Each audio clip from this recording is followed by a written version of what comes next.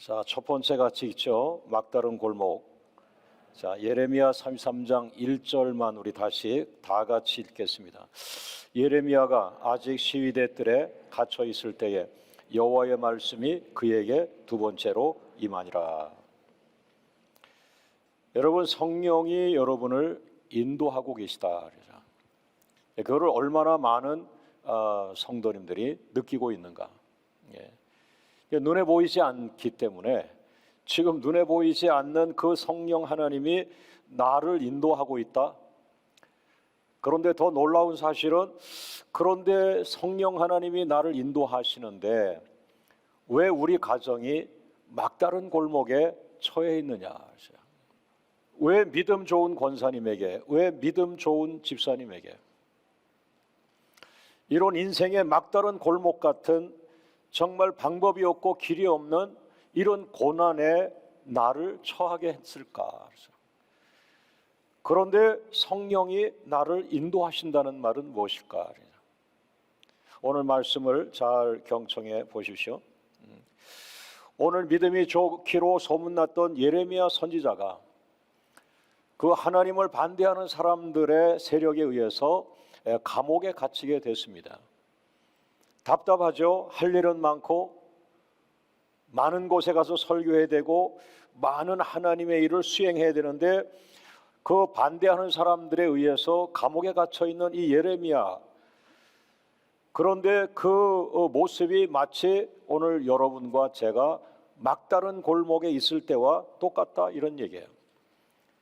그러니까 심지어는 선지자도 막다른 골목에 있고 목사님에게도 막다른 골목이 있고 또 예수 믿지 않는 사람들에게도 막다른 골목이 있다. 다시 말하면 고난이라는 것이 그 사람 앞에 와 있다, 이런 말이에요. 교회는 최고의 엘리트 계층을 향하여 가던 발걸음을 멈추고 이 지역에, 이 도시에 어려운 일을 겪은 사람들, 그분이 교회 나오든지 안 나오든지 그 어려운 사람에 대한 마음을 교회가 가져야 되는구나. 그리고 키높이로 낮아져서 내가 성공한 모습으로 이렇게 멋있게 서 있으면 연약한 사람들은 되게 낮춰져 있단 말이에요, 형님. 교회가 아무리 힘이 있고 능력이 있어도, 그리고 세계적인 큰 일들을 하더라도 또다시 복음을 받아들이는 사람은 연약한 사람이요, 병든 사람이요, 힘이 많이 드는 고난의 사람들이 예수님을 만날 확률이 많다. 연약해서 자기의 갈 길을 찾지 못하는 이런 사람들, 이 사람들에게 우리가 마음을 보내야 된다, 공감해야 한다는 거죠. 그런데 지금 저를 포함해서 우리 교회에 우리는 한 30년 달려왔기 때문에 그동안 이제는 많은 축복을 받고 또 영적 능력도 체험하고 또 큰 비전을 소유하고 이제는 세상에 그야말로 칭찬 듣는 빛된 삶을 사는 분들이 많아졌는데, 다시 낮아진 자들을 전도하기에는 우리가 자세를 가다듬어야 되겠다. 그래서 눈높이라고 하는 가르침이 있는데 눈높이 교육이라는 게 있잖아요. 그래서 눈높이 전도, 아픈 사람에게는 아픈 사람의 마음을 가지고, 힘든 사람은 힘든 사람의 그 마음을 가지고, 너무 화려하게 전도지를 만들고 선물을 만들고 그거는 준비가 거꾸로 됐다. 준비의 시작은 우리의 마음밭이다. 더 낮아져야 된다. 그리고 손을 내밀어야 한다. 공감해야 한다. 자, 우리 옆에 분과 한번 인사를 한번 해보시겠어요? 그렇게 힘드신 줄 몰랐어요. 그런데 이때 기분 나쁜 사람은 나 좋은 일 있었는데, 그래서 인사를 다시 한번 합니다. 그렇게 좋은 일이 있으신 줄 몰랐어요. 자, 여러분 모두에게 힘을 내시기를 바랍니다. 할렐루야, 할렐루야, 할렐루야. 교회가 지식의 추구에 빠져 있다. 그러니까 저도 해당할 수 있죠. 계속 성경 붙들고 있느냐. 그냥 지상에 나와 있는 연구에 관한 것들, 뭐 폴, 사도 바울에 관한 거, 그러면은 뭐 나와 있는 거 10권, 20권 연구하는 거예요. 그런데 오늘 예수님은 도서관에 안 가시고, 예수님은 연구실에 안 가시고, 예수님은 계속해서 그 샌들을 신으시고 그냥 걸으시는 거예요. 그러면서 좋은 집에 사는 사람 잘 가지 않습니다. 공동묘지에 버려져 있는 미친 젊은이를 만나기 위해서입니다. 막 몸에서 그 진물이 주럭주럭 흐르는 그런 나 환자를 만납니다. 점점점 제 안에 무엇을 해야 할지를 알려주고 있습니다. 기존의 전도 방법으로 가지 마라. 낮아져라. 설교하려고 하지 마라. 가르치려고 하지 마라. 공감하라. 아픈 사람 옆에 그냥 있어라. 뭐 이런 표현들을 제가 지금 찾아가고 있어요. 그러다가 제가 더 부끄러워진 것은 교회 바깥이 아니라 교회 안에도 더 문제가 있지. 오늘 여러분 가운데, 특히 오늘 화상으로 예배드리는 분들 가운데도 저거는 내 얘기야, 내가 지금 힘들어하고 있어, 나에게 힘든 일이 있어 라고 하면 말씀을 계속 경청하시면서 여러분 마음에 와닿는 그 말씀에 아멘 하세요. 그 자리에서 역사할 줄 믿습니다. 할렐루야, 할렐루야. 자, 두 번째로 같이 읽어봅니다. 막다른 골목에서 예레미야가 찾아낸 길, 기도 있어요. 예레미야 33장 3절을 같이 있습니다.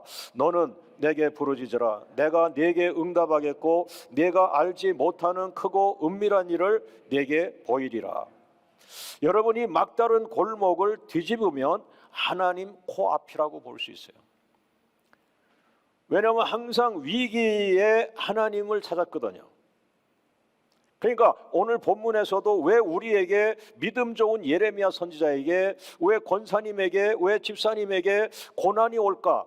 그것은 잘못된 것이 아니라 좋게 해석할 때는 항상 그렇듯이 믿음이 좋은 사람들도 고난이라고 하는 이 무서운 어려움이 와 있을 때 사람이 간절해지고 절박해지고 낮아지고 하나님을 바라보고 하나님만을 바라보고 하나님을 향하여 부르짖고 외치고 손을 내밀고 주님의 옷자락을 잡으려고 하는 그 절박한 믿음이 고난 속에서 만들어지더라. 맞습니다, 여러분. 고난은 여러분의 마지막을 예고하기 때문에 힘들고 어렵습니다. 여러분, 병원을 보십시오. 병원이 얼마나 훌륭합니까? 세계적인 병원이 한국에 많이 있죠. 그런데 수많은 어린이가 살아납니다. 어른들이 살아납니다. 저도 최근에는 병원에 이렇게 진단도 받고 그렇게 합니다. 그런데 또 한쪽으로 같이 병원에 가셨는데 그분은 병실로 오지 못하시고 영안실로 가는 경우가 있습니다.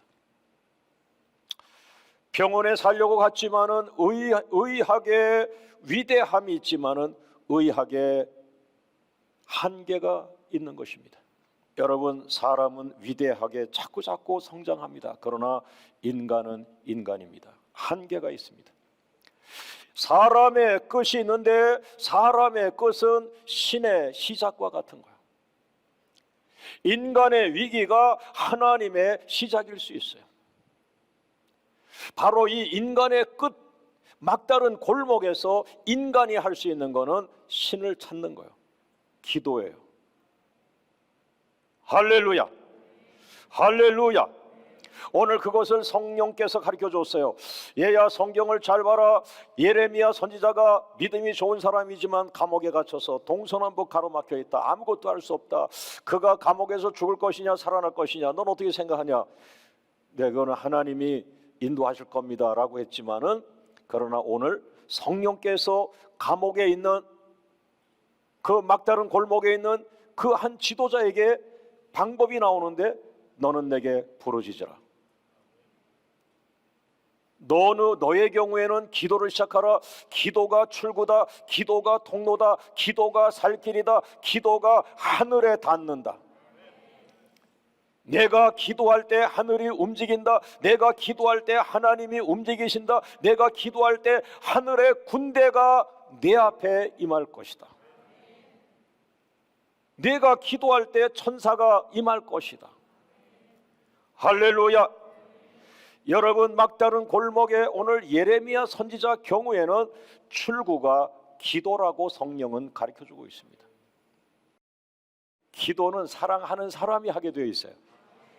옆 사람과 인사합니다. 사랑합니다. 그러므로 기도합니다. 기도를 믿으세요. 할렐루야. 자, 세 번째, 오늘 막다른 골목에 들어가 있는 이 예레미야에게 어떤 일이 일어납니까? 따라하죠. 막다른 골목에서 성령께서 인도하시는 기도를 믿어라. 따라합니다. 기도를 믿어라. 성령께서 인도하시는 기도를 믿어라. 자, 예레미야 33장 3절, 이게 성령이 인도하는 기도잖아요. 시작. 너는 내게 부르짖으라. 내가 네게 응답하겠고 네가 알지 못하는 크고 은밀한 일을 네게 보이리라. 네가 나에게 기도할 때 그 기도를 통해서 너에게 크고 은밀한 비밀을 알게 하리라. 이게 어마어마한 비밀이었어요. 그 비밀이 바로 뭐예요? 감옥에 가서 부르짖으라, 기도하라. 그러면 너가 고난받고 여기서 죽는 게 아니라 오히려 이 민족을 살릴 첫 번째 예언자가 되는데, 내가 민족 앞에 예언할 내용을 내가 너에게 비밀로 가르쳐 주겠다. 예레미야 29장 10절 말씀 같이 읽습니다. 여호와께서 이와 같이 말씀하시니라. 바벨론에서 70년이 차면 내가 너희를 돌보고 나의 선한 일을 너희에게 성취하여 너희를 이곳으로 돌아오게 하리라. 할렐루야. 그 감옥에 가서 성령님은 자꾸 감옥이지만 기도해라, 기도해라, 부르짖고 기도해라 했더니 이게 웬일이에요? 그 감옥에 가서 귀가 열리고 눈이 열리면서 바벨론 포로 70년이 되면 너희 포로들은 전부 본국으로 돌아간다. 이게 굉장한 일이거든요. 그 당시에는 차가 없잖아요. 비행기도 없고. 그 먼 길을, 그 대국 큰 나라 바벨론을 수만 명의 사람들이 포로가 되어 끌려갔는데, 한번 가보니까 고향으로 돌아가라 그래도 돌아갈 수가 없는 그렇게 먼 곳이었어요. 그런데 예레미야를 핍박하던 사람들이 감옥에 가뒀지만 그 사람은 사명이 있어요. 기도의 사명이 있는데, 그리고 민족의 등불, 민족에게 소망을 줘야 할 사명이 있는 거예요. 교회가 민족이 방황할 때 교회는 빛을 비춰야 하고요, 등대가 돼야 합니다. 소망을 줘야 합니다. 희망을 선포해야 합니다. 나라의 비전을 선포해야 합니다. 왜? 우리에게 하나님이 계시기 때문에. 그 바로 예레미야 같은 기도자를 통해서 하나님은 감옥에 가다 놓고, 감옥이니까 절박하잖아요. 주님의 옷자락을 잡아야 되잖아요. 간절히 기도하는데 오히려 그 민족이 살아날 미래적 예언과 비전과 희망과 축복을 이 사람에게 쏟아부어 주는 거예요. 신이 나는 거예요. 너는 내가 기도 중에 가르쳐준 이 예언을 너는 백성들에게 선포하라. 그러면 너희 모든 백성들이 희망을 갖고 소망을 갖고 비전을 갖고, 우리 민족은, 따라합니다, 우리 민족은 망하지 않는다. 우리 민족은 희망이 있다. 소망이 있다. 본국으로 돌아간다. 할렐루야. 이것을 선포하는, 기도하는 교회, 민족의 방향을 선포하는, 기도하는 지도자.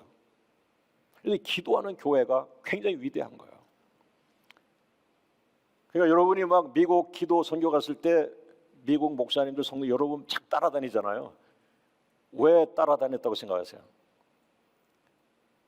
여러분이 무슨 소리 안 하나 그걸 들으려는 거예요. 우리 동네에 베드로 사도가 오셨어. 사람들이 몰립니다. 왜 몰리겠어요? 그의 입에서 나오는 말. 그 말은 하나님의 말이요, 그 말은 비전의 말이요, 그 말은 예언의 말이요, 그 말은 부흥의 말이요, 그 말은 그 도시가 살아날 수 있는 말이요, 그 말은 그 민족이 살 수 있는 말이요, 그 말은 우리가 듣지 못하던 신의 소리요, 부활의 소리요, 생명의 소리요, 희망의 소리요, 축복의 소리요, 남북 간의 문제가 해결되어지는 축복의 소리요, 평화의 소리요. 세속화되지 않은 지도자에게서 하나님만을 주시하는 그 기도의 사람을 통해서, 예레미야를 통해서, 눈물의 사람, 눈물의 기도자 예레미야를 통해서 여러분, 하나님이 지금 저에게 기도 중에 임하셨습니다. 우리 민족은 죄가 많습니다. 그래서 70년간 죄값을 치르고 있습니다. 그러나 여러분, 70년이 되면 우리를 구속하고 있던 이 바벨론은 첫 번째로 무너집니다. 망합니다. 우리를 훈련시킬 때 저 사람들을 썼지만 우리는 그분의 자녀입니다. 우리는 그분에게 돌아갑니다. 그러나 이 바벨론은 하나님이 치시며 그 나라는 끝납니다. 역사가 끝나버려요. 지구상에 없어져 버려요, 나라가. 여러분을 훈련시키기 위해서 악한 사람을 쓸 수 있어요. 그러나 여러분들은 훈련받은 후에 아버지 품으로 가고, 아버지 앞에 가고, 아버지 앞에 사명을 받고 희망받고 다시 쓰임받아. 그러나 여러분을 훈련시키면서 여러분을 핍박하고 힘들게 했던 그 악한 세력은 역사 속에서 사라지게 되어 있어요. 그냥 그렇게 나쁘게 쓰임만 받고 가는 거예요. 여러분, 이것이 바로 막다른 골목에서 하나님이 예레미야에게 준 거예요. 오늘 여러분의 기도 속에 사명이 있기를 주의 이름으로 축원합니다. 그런데 예레미야가 이걸 선포하고 나니까 조금 후에 다니엘이라고 하는 사람이 영성이 탁월하니까 성령님이 그 다니엘을 인도해서 야, 예레미야 책을 봐, 예레미야 책을 봐. 그래서 예레미야 책을 봤더니 다니엘서 9장 2절에 내가 예레미야의 서책에서 보았는데, 우리 포로는 70년 되면 본국으로 돌아간다라는 예언을 예레미야 책에 기록이 되어 있다. 두 번째로 그 사실을 썼어요. 여러분, 지금 깨어있는 교회가 무엇을 해야 합니까? 아무도 말하지 않는 그 예언적 축복을 선포해야 합니다. 하나님과 연결되어 있는 그 사람이 누구입니까? 하나님과 연결되어 있는 그 교회가 어느 교회입니까? 그 교회가 이 민족을 살릴 비전과 희망과 축복이 되기를 주의 이름으로 축원합니다. 한번 따라합니다. 말씀을 삶에 적용하자. 할렐루야. 다시 한번 성령이 인도하시는 기도를 믿어라. 옆 사람과 웃으면서 인사합니다. 기도를 믿으세요. 기도는 이루어집니다. 하나님 받으십니다. 할렐루야. 할렐루야. 여러분, 이 말씀을 제 삶에 제가 목사인데 저에게 막다른 골목이 온 거예요. 30대 초, 30대 중반에 저는 아주 많은 고난이 있었어요. 그런데 그 고난의 원인이 뭐냐면은 내 생각과 예수님 생각이 달랐던 거예요. 저는 10년을 준비하면서 유학을 가려고 토플을 계속 준비하고 있는데 그때마다 어머니가 돌아가시고 우리 담임 목사님이 쓰러지시고 뭐 이래서 어쨌든 한 2년간 유학 시험을 몇 차례 봤는데, 그럼에도 저는 끝까지 연단 속에서 그 왜 연단이 계속되는지를 모르고 있었는데 제 마음에 이 기도, 부르짖으라는 마음이 와서 도봉산을 비롯해서 많은 기도원을 다니면서, 왜냐하면 섬기는 교회가 없었기 때문에 계속 기도원을 다니면서 부르짖고 이렇게 5개월을 했어요. 그 아침 먹고 나오면은 그냥 돌아다니는 거예요. 왜 다른 데 갈 데가 없는 거예요. 뭐 대학원을 갈 수 있는 것도 아니고 연구원 갈 수 있는 것도 아니고 제 미래의 문제이기 때문에 미래가 결정이 되어야 뭘 하니까, 그래서 계속 그 미래가 뭔가, 내 진로가 뭔가에 대해서 계속 5개월 동안 끈질기게 했는데, 그 기도 속에서 정말 이 예레미야처럼 저에게 길을 열어줬어요. 그것이 개척교회였어요. 개척교회를 하라. 여러분, 개척교회가 나의 희망이 될 수 있을까요? 지금 건물 하나에 교회가 2개씩 들어와 있는데 나까지 개척해도 될까요? 나는 개척 준비를 한 번도 한 적이 없는데요. 그러나 나의 길은 부르짖으라, 부르짖었더니 그 기도에서 개척교회라고 말씀했어요. 자, 따라합니다. 내가 막다른 골목에 있을 때 성령께서 인도하시는 기도 용서하라. 그래서 개척을 했어요. 그리고 어디 권사님들 뭐 이렇게 하여튼 뭐 여자분들이 능력이 있어요. 그래가지고 저희 아파트에서 나와가지고 2달 만에 나와서 이제 지하실로 갔어요. 그런데 매일 밤 기도하는데 어느 날 기도 중에 출구, 개척교회 하니까 개척교회가 또 막다른 골목이에요. 뭐 이 전기를 켜놓은 것 자체가 죄책감이 있어요. 왜? 주일날 헌금이 없으니까. 내가 설렁탕을 먹겠다는 그 마음이 죄책감이 있는 거예요. 그냥 국수로 하겠습니다, 주님. 조금만 마음이 높아지면 나는 죄책감. 이 개척교회의 목사는 모든 게 낮아져 있는 그 상황이에요. 그러니까 이 골목길에 딱 막혀 있는 거예요. 막다른 골목과 같은 거예요. 하나님, 이 개척교회 내가 순종은 하는데 힘들어요. 막다른 골목이 또 시작됐어요 했는데 어느 날 밤에 용서하라. 너가 미워하는 그 사람을 용서하라. 내가 미워하진 않는데요. 아니야, 네 마음에는 큰 돌덩어리가 있어. 용서하라. 우리는 전도를 많이 하고 우리는 정말 나가서 많은 사람들을 움직여야 한다고 하는데 오늘 하나님이 보실 때는 개척교회는 용서하는 거야. 용서. 누가 날 미워하면 바로 주여 저분을 그러면은 축복하라. 그러면 이렇게 축복해요. 이제는 용서가 아니라 그냥 축복이에요. 우리 옆 사람과 인사합니다. 축복합니다. 하나님이 아십니다. 저는 축복했습니다. 박수리 영광 돌립니다. 할렐루야. 여러분, 축복을 하고 났는데 주일부터 새 가족이 자기 발로 들어왔어요. 용서가 부흥의 길이었어. 이게 예수예요. 예수 잘 믿으면 하늘이 열리는 거야. 자, 오른손 들고 나의 길은 예수다. 나의 길은 용서. 할렐루야. 그리고 나서 또다시 저에게 여러 가지 부흥이 일어나고 있는데도 또다시 제가 막다른 골목에 들어가 있었어요. 또다시 기도하기 시작했어요. 저는 막다른 골목만 나타나면 이제 훈련이 돼가지고 도봉산으로 가든지 또 우리 교회에서 지하실에서 밤을 새워 기도하든지 그렇게 훈련이 돼 있는데 늘 부르짖는 기도 하는데 이번에는 좀 다른 모습이 나왔어요. 따라합니다. 내가 막다른 골목에 있을 때 성령께서 인도해 주시는 기도, 예수의 삶을 닮아가라. 개척교회의 생명은 예수였어요. 예수가 구원을 주십니다. 예수님이 내 죄를 사했습니다. 예수님이 당신의 병을 고칩니다. 예수님이 귀신을 쫓습니다. 예수님이 복음을 전합니다. 예수님이 내 죄를 사해 주셨습니다. 예수님이 천국에서 내 이름을 불러주십니다. 내가 예수의 이름으로 하나님 보좌 앞에 임합니다. 내 목회에 힘든 것, 그것은 역시 목사의 책임인데 목사가 예수의 삶을 닮아가라고 하셨다. 앞으로 어떤 일을 할지라도 너의 능력이나 너의 이름으로, 교회 이름으로, 교파의 이름으로, 너희 교단의 이름으로가 아니라 예수의 이름으로 하라. 예수의 이름으로 하라. 예수의 이름으로 하라. 그리고 너에게 도움을 구하러 온 많은 사람들이 있으면 예수를 주어라.